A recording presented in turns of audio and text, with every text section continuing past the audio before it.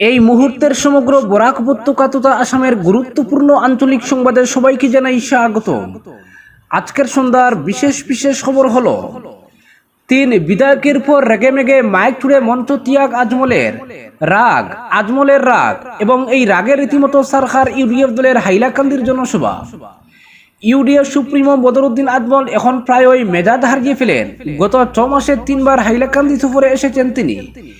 এ উপলক্ষে আয়োজিত প্রায় প্রত্যেক সভাতে রাগ দেখিয়েছেন আজমল। তবে আজমলের রাগের এই এপিসোড এবার নির্বাচনী সভাতেও দেখা যাচ্ছে। গতকাল আলগাপুর বাজারে আয়োজিত জনসভায় মাইক্রোফোন রাগে ছুড়ে ফেলার পর আজও পুনরায় মেজাজ হারান তিনি। তার রাগের কারণ জনসভায় কম উপস্থিতি ও হাইলাকান্দির বিধায়কদের অন্তর্কুন্দল। তবে দ্বিতীয় পর্যায়ের নির্বাচনের প্রচার অভিযান শেষ হওয়ার কয়েক ঘন্টা বাকি থাকতে প্রকাশ্য জনসভায় আজমলের এই রুদ্ররূপ নানা প্রশ্ন উত্থাপন করছে। হাইলাকান্দির লক্ষ্মীরবন্দ বাইপাসে ইউডিএফ দল এক জনসভা আয়োজন করেছিল। জনসভায় মুখ্য বক্তা ছিলেন সাংসদ বদরুদ্দিন আজমল। বাইপাসের পাশের খোলা জমিতে আয়োজিত এই সভায় দর্শকদের জন্য কোনো ছাদ ছিল না। প্রখর রোদের জন্য রীতিমতো দাঁড়ানো যাচ্ছিল না সভাস্থলে। এই প্রতিকূল অবস্থার মধ্যেই নির্ধারিত সময় থেকে প্রায় 2 ঘন্টা দেরিতে আজমলের এই জনসভা শুরু হয়। দল সুপ্রিমোর সামনে জনতার দল দেখাতে কয়েক শতাধিক গাড়ি দিয়ে সভাস্থলে লোক আনা হয়েছিল। তবে গাড়িতে আসা লোকেরা রোদের জন্য নির্ধারিত চেয়ারে বসতে প্রথম থেকেই অনীহা প্রকাশ করেন।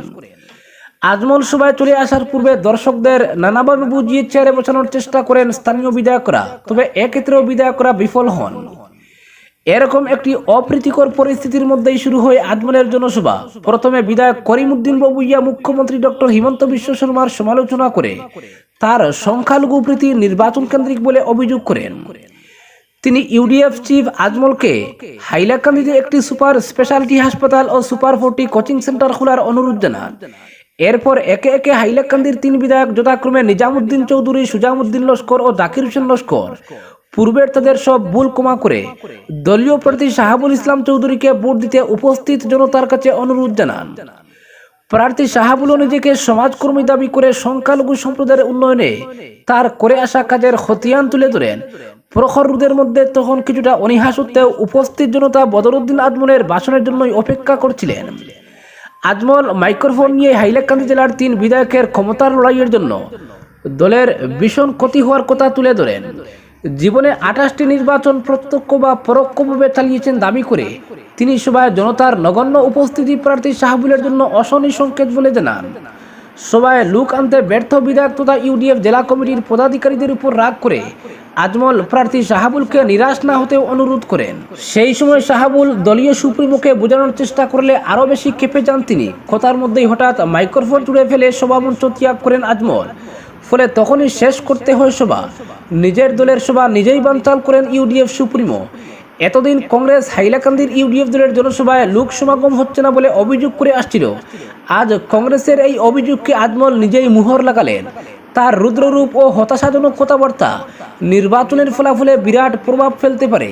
তাই আজমলের এই রাগের পেছনে অন্য কোনো রহস্যের গন্ধ পাচ্ছে বিজেপি প্রার্থী কৃপনাথ মালা জানান, হাইলাকান্দিতে আজমলের এই রুদ্ররূপ প্রাকৃতিক নয়, বরং আর্টিফিশিয়াল।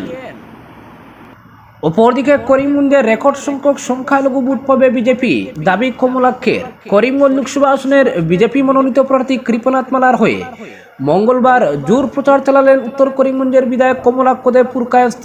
মঙ্গলবার বাঙ্গায় বাকরশাল বাগবাড়ি মণ্ডল বিজেপির উদ্যোগে আয়োজিত নির্বাচনী সভায় পৌরোহিত্য করেন মণ্ডল সভাপতি বনজ চক্রবর্তী। সভায় সামিল হয়ে বিধায়ক কমলাক্ষ দেব পুরকায়স্থ বলেন, এবার কেন্দ্রে বিজেপি সরকার গঠন হবে আর এতে তৃতীয়বারের মতো প্রধানমন্ত্রী হবেন নরেন্দ্র মোদী। আর এই বিজয় যাত্রায় শরিক হওয়ার জন্য তিনি সভায় উপস্থিত হিন্দু মুসলিমদের প্রতি আহ্বান জানান। তিনি বলেন, বিজেপি সরকার উন্নয়নের সবাইকে সমান গুরুত্ব দেয়, এজন্য সংখ্যালঘু ভোটাররা যাকে যাকে বিজেপিতে যোগদান করছেন। স্বাধীনতার পর এবারের নির্বাচনে সংখ্যালঘু ভোট রেকর্ড হারে পাবে বিজেপি। ভাঙ্গার জনসভায় উপচে পড়া সংখ্যালঘু মানুষের ভিড় দেখে বিধায়ক সন্তোষ প্রকাশ করেন। বিজেপি কর্মী সঞ্জু আহমেদের নেতৃত্বে ওই দিনের সভায় শতাধিক মুসলিম যুবক বিজেপিতে যোগদান করেন। তাদেরকে দলে বরণ করেন বিজেপি প্রার্থী কৃপনাথ মালা সহ নেতারা। বিজেপি প্রার্থী কৃপনাথ মালা বলেন, প্রধানমন্ত্রী নরেন্দ্র মোদীর নেতৃত্বে দেশে উন্নয়নের জোয়ার বইছে। আগামী দিনে ভারত প্রথম 3টি উন্নত দেশের মধ্যে একটি হবে। এই স্বপ্ন নিয়ে কাজ করছেন প্রধানমন্ত্রী নরেন্দ্র মোদী। বিজেপি শাসনকালে এসে গরিবের সংখ্যা কমে এসেছে বলে মন্তব্য করেন তিনি। মালা বলেন, প্রধানমন্ত্রী নরেন্দ্র মোদী সবসময় বলে থাকেন দেশের 140 কোটি মানুষ তার পরিবারের সদস্য। তিনি জাতি ধর্ম বর্ণ নির্বিশেষে 140 কোটি মানুষের কল্যাণে কাজ করে চলেছেন। প্রধানমন্ত্রী আবাস যোজনার পাকা গৃহ, বিদ্যুৎ, পানীয় জল সহ বিভিন্ন প্রকল্প ঘরে ঘরে পৌঁছে দিয়েছেন। একইভাবে রাজ্যের মুখ্যমন্ত্রী হিমন্ত বিশ্ব শর্মা গোটা রাজ্যের জনগণের কল্যাণে কাজ করে চলেছেন।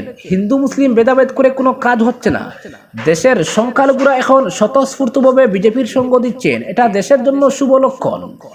এতে প্রমাণ হচ্ছে বিজেপি দীর্ঘমেয়াদে শাসন ক্ষমতায় এসেছে। তিনি আরো বলেন, কংগ্রেস আর ইউডিএফ সংখ্যালঘুদের ভয় দেখিয়ে প্রতিদিন বিজেপি থেকে দূরে রেখেছিল। মহিলাদের কল্যাণে এবং ছাত্রীদের কল্যাণে সরকার কাজ করে চলছে। বিনামূল্যে পড়াশোনার ব্যবস্থা করে দিয়েছে সরকার। রেল, সড়ক, জলপথ, আকাশপথের যোগাযোগে আমূল পরিবর্তন এসেছে। এতে যাতায়াতের ক্ষেত্রে সুবিধা পেয়েছেন জনগণ। জলপথে কলকাতা থেকে বাংলাদেশ হয়ে করিমগঞ্জ শিলচরে মাল পরিবহনের ব্যবস্থা হচ্ছে। এটা চালু হয়ে গেলে দ্রব্যমূল্য হ্রাস পাবে। সবাই বিশাল পরিমাণ সংখ্যালঘু সম্প্রদায়ের উপস্থিতি দেখে সন্তোষ প্রকাশ করে এজন্য ব্লক মণ্ডল এবং সঞ্জু আহমেদের প্রশংসা করেন। অপরদিকে প্রাক্তন মন্ত্রী গৌতম রায়ের হস্তক্ষেপে শেষ পর্যন্ত ভোট বয়কটের সিদ্ধান্ত প্রত্যাহার করলেন লালার চন্দ্রপুর আনোয়ারটুক গ্রামের কয়েক শত ভোটার জনসাধারণ।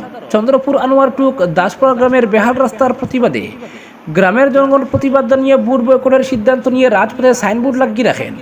খবর পেয়ে প্রাক্তন মন্ত্রী গৌতম রায় মঙ্গলবার চন্দ্রপুরে ছুটে গিয়ে গ্রামের শতাধিক মহিলা সহ জনসাধারণের সঙ্গে এক বৈঠকে মিলিত হন। শুরুতে গ্রামের জনগণ গ্রামের বেহাল রাস্তার চিত্র তুলে ধরে খুবই ফেটে পড়েন। চন্দ্রপুর জিবির তফসিলি জাতি অধ্যুষিত 7 নম্বর গ্রুপের আনোয়ারটুক গ্রামের বেহাল যোগাযোগ ব্যবস্থার চিত্র তুলে ধরে দীর্ঘ বঞ্চনার কথা বলেন তারা। এজন্য তাদের ভোট বয়কটের সিদ্ধান্তের কথা জানান। বলেন, 6 নম্বর জাতীয় সড়ক থেকে চন্দ্রপুর আনোয়ার দক্ষিণ পাশ দিয়ে আনোয়ারটুক গ্রামের যোগাযোগের একমাত্র রাস্তাটি দীর্ঘ বছর ধরে বেহাল অবস্থায় রয়েছে। সামান্য বৃষ্টি হলেই চলাচল বিপজ্জনক হয়ে ওঠে। গ্রামের সিংহভাগই তফসিলি জাতির লোকের বসবাস। গ্রামের মধ্যে রয়েছে স্কুল। বর্ষার মরশুমে বেহাল পথ দিয়ে পূর্বদের স্কুলে আসা যাওয়া কষ্টকর হয়ে ওঠে। যান চলাচল দূরের কথা, পায়ে হেঁটে চলাচল অসম্ভব হয়ে ওঠে। দীর্ঘদিন থেকে বেহাল অবস্থায় পড়ে রয়েছে আনোয়ারটুক গ্রামের রাস্তাটি। গ্রামবাসীর পক্ষে শেফালি দাস, গীতারানী দাস, আশিস কুমার দাস, বাপন দাস, বিজিত দাস সহ শতাধিক মানুষ এদিন গৌতম রায়ের কাছে তাদের দুর্দশার চিত্র তুলে ধরেন। প্রত্যুত্তরে গৌতম রায় তাদেরকে আশ্বস্ত করে বলেন, ভোটের পর গ্রামের রাস্তার কাজ সহ এলাকার উন্নয়ন মুখ্যমন্ত্রীর তত্ত্বাবধানে অবশ্যই হবে। তিনি সব ধরনের সহযোগিতা করবেন। তিনি তাদের গ্রামের রাস্তার দায়িত্ব নেবেন বলে ঘোষণা করার পর গ্রামের জনগণ ভোট বয়কটের সিদ্ধান্ত প্রত্যাহারের ঘোষণা করেন। এরপর ভোট বয়কটের সিদ্ধান্ত সম্বলিত ব্যানার পোস্টার খোলা হয়। সবাই গৌতম রায় স্পষ্ট বলেন, কংগ্রেস সরকারের আমলে তিনি যা করতে পারেননি সেটা বিজেপি করে দেখিয়েছে। বিজেপি সরকার ক্ষমতায় আসার পর হাইলাকান্দি সহ বরাক উপত্যকার রাস্তাঘাটের উল্লেখযোগ্য উন্নয়ন হয়েছে। করিমগঞ্জ লোকসভা কেন্দ্রের বিজেপি প্রার্থী কৃপানাথ মালাকে জিতিয়ে প্রধানমন্ত্রী নরেন্দ্র মোদীকে উপহার দেওয়ার জন্য আহ্বান জানান তিনি। উপস্থিত জনগণ গৌতম রায়কে আশ্বাস দিয়ে বলেন, তারা বিজেপি প্রার্থী কৃপানাথকে জয়ী করার জন্য কাজ করবেন। অপরদিকে দুদিন আগে মুখ্যমন্ত্রী এবং স্বরাষ্ট্রমন্ত্রীর রোড শোতে জনপ্লাবন দেখেছেন শিলচরের মানুষ। সেখানে আসামের যুবরাজকে এনে হাতে গোনা 5-7 হাজার মানুষের উপস্থিতিতে কংগ্রেসের রোড শো অনেকটাই বেমানা। এটা ওই দলটির দুর্বলতারই প্রকাশ মাত্র। খেলার আগেই তারা হেরে বসে আছে। মঙ্গলবার শিলচরে বিজেপি প্রার্থীর হয়ে প্রচারে ঠিক এভাবেই বাক্যবান নিক্ষেপ করলেন শিলচরের প্রাক্তন বিধায়ক দিলীপ কুমার পাল। তিনি বলেন, শেয়ানে শেয়ানে কুস্তি হলে লড়াইটা জমে, কিন্তু সবলে দুর্বলে লড়াই হলে গোটা বিষয়টা মেরমেরে হয়ে ওঠে।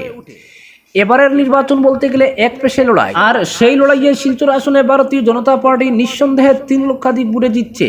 বিপরীতে কংগ্রেস আর ছিন্নমূল ব্রোঞ্জ আর সিলভারের লড়াইয়ে মেতে উঠেছে। সেই দলের সর্বভারতীয় নেত্রী বর্তমানে কাগজে বাঘ হয়ে উঠেছেন। জনসমক্ষে নয়, জনগণ তার বিবৃতি প্রত্যক্ষ করেন কাগজে। নিজেদের দুর্বলতা ঢাকতে নির্বাচনী প্রচারের শেষ পর্যায়ে পশ্চিমবাংলা থেকে লোক আমদানি করে সভা সমিতি করছেন। বিপরীতে নরেন্দ্র মোদীজির নেতৃত্বে ভারতীয় জনতা পার্টির কর্মকর্তারা জনগণের সঙ্গে আছেন, থাকবেন। মঙ্গলবার দলবল নিয়ে তারাপুর, গোসাইপাড়া, নিউ কলোনি সহ উদয়নগর মহাদেববাড়ি রোড এলাকায় পরিমল শুক্লবৈদ্যের হয়ে জোর প্রচার চালান দিলীপ পাল। প্রচার র্যালি চলাকালীন স্থানীয় জনগণের পক্ষ থেকে যথেষ্ট উৎসাহ পরিলক্ষিত হয়। প্রাক্তন বিধায়কের সঙ্গে প্রচারে উপস্থিত ছিলেন নীরজ চক্রবর্তী, শ্রীনিবাস পাল, নারায়ণ দাস, শশীন্দ্র দাস, স্বপ্না দাস, বেবি দত্ত, নিত্যমঙ্গল ঘোষ, মনোজ কান্তি দেব পুরকায়স্থ সহ আরো অনেকেই। স্থানীয়দের পক্ষে গৌরী রানী রায় জানান, দীর্ঘদিন পর নির্বাচনী প্রচারে তারা যথেষ্ট উৎসাহিত বোধ করছেন। এই অঞ্চলের অধিকাংশই বিজেপি সমর্থক। এদিনের প্রচার পর্বের সমর্থকরা দলীয় প্রার্থীর হয়ে উচ্চস্বরে স্লোগান দিয়ে এলাকার আকাশ বাতাস মুখরিত করে তোলেন। অপরদিকে নিরবিচ্ছিন্ন ইন্টারনেট পরিষেবা থাকা করিমগঞ্জ লোকসভা আসনের 581টি বুথে ওয়েবকাস্টিং এর ব্যবস্থা থাকবে। যেসব জায়গায় ইন্টারনেটের সমস্যা আছে সেখানে সিসি ক্যামেরা এবং ভিডিওগ্রাফি হবে। ভোট সংক্রান্ত নথি ইভিএম সরবরাহ কেন্দ্র থেকে রিসিপ্ট সেন্টার, পোলিং স্টেশনে পৌঁছানোর ক্ষেত্রে নজরদারি রাখতে বুথে ব্যবহৃত সমস্ত গাড়িতে জিপিএস লোকেশন ট্র্যাকিং সিস্টেম চালু থাকবে, যাতে ভোট সংক্রান্ত সামগ্রী স্ট্রং রুম পর্যন্ত আনার ক্ষেত্রে কোনো রকমের কারচুপি না হয়। এমনটাই জানিয়েছেন করিমগঞ্জের আয়ুক্ত মৃদুল যাদব। আগামী 26 অনুষ্ঠিত হবে দ্বিতীয় দফায় লোকসভা নির্বাচন। গণদেবতারা ভোটদানের মাধ্যমে দেশের গণতন্ত্রকে শক্তিশালী করার উদ্যোগ গ্রহণ করবেন। সংরক্ষণ মুক্ত আসন করিমগঞ্জ আসনে এবারে প্রার্থী রয়েছেন মোট 24 জন। শুক্রবার তাদের ভাগ্যবন্দী হবে ইভিএমে। লোকসভা নির্বাচনকে সুষ্ঠুভাবে সম্পন্ন করার জন্য যাবতীয় প্রস্তুতি নেওয়া হয়েছে করিমগঞ্জ জেলা প্রশাসনের পক্ষ থেকে।